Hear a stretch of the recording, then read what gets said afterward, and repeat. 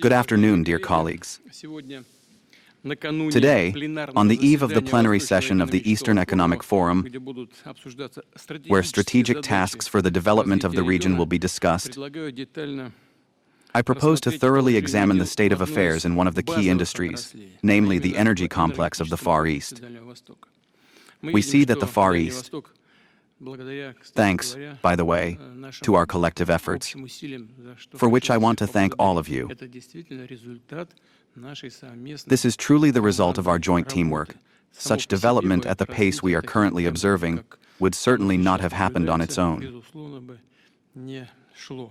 Well, so we see that the Far East is developing at an accelerated rate. Over recent years, landmark facilities, industrial and infrastructure objects have been created, which have fundamentally changed the appearance of the federal district, its economy, and its social sphere. Today, new facilities were also opened.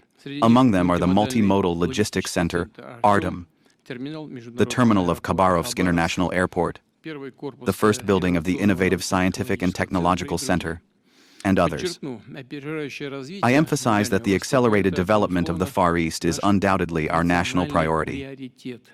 We must continue to increase the pace of growth, strive to maximize the development of the competitive advantages and potential of the Far Eastern Federal District. Here, our task is to ensure the economic development of the region with all the necessary resources, including energy resources. At the time, an instruction was given to prepare a program for the development of energy capacities in the Far East for the period up to 2050, as well as to identify the sources of its financing. Today, I would like to hear what has been done and what problematic issues remain. Among the key tasks is the sustainable gas supply for all regions of the district.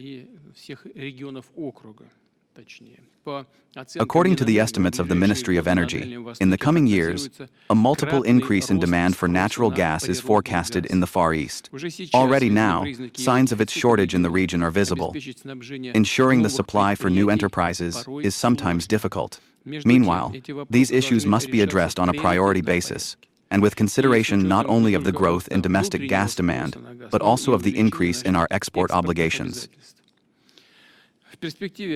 In the future, one of the main sources of gas for the Far East should be the South Kirinskoy field on the Sakhalin Shelf.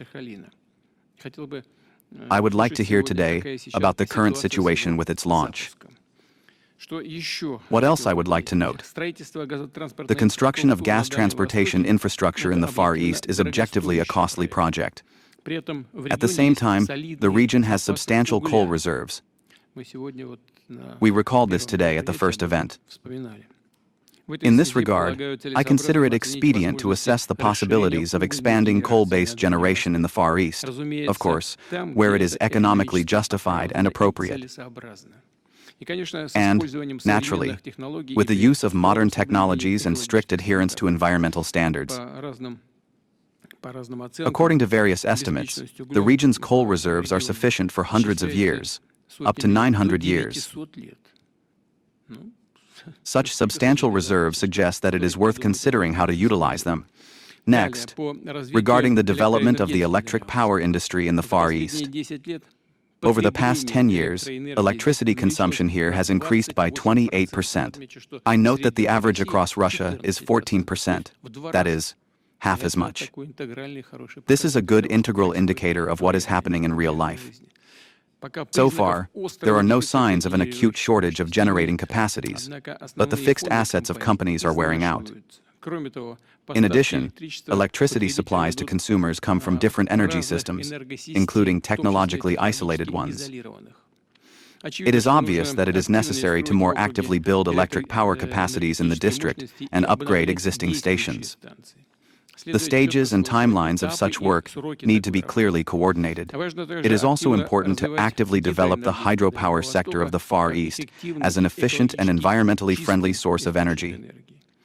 The hydroelectric potential of the region, which is large-scale and significant, is clearly underutilized at present. At the same time, hydroelectric power plants not only ensure reliable electricity supply to the regions, but also provide so-called comprehensive effects for the economy and social sphere.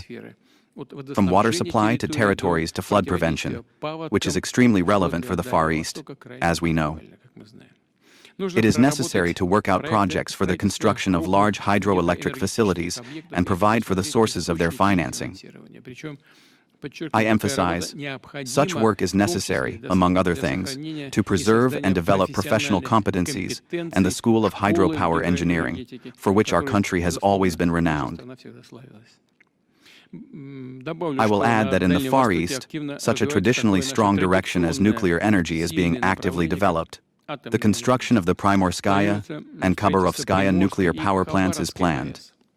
Projects for small-scale nuclear energy are being implemented. These are the Yakutskaya and Chukotkaya small-capacity nuclear power plants. The construction of another unique facility is planned, a floating nuclear power plant, which should provide energy to the Byemsky mining and processing plant in Chukotka.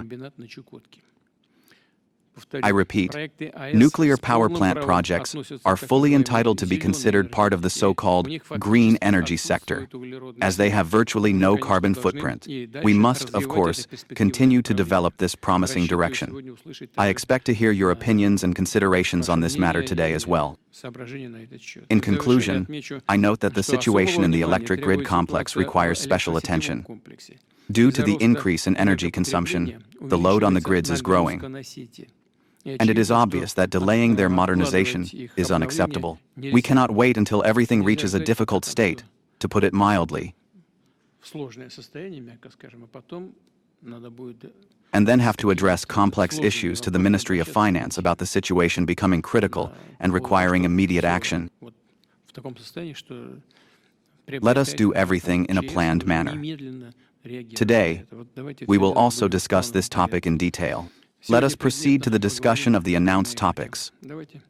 The floor is given to Tsivilev Sergei Evgenyevich, Minister of Energy, please.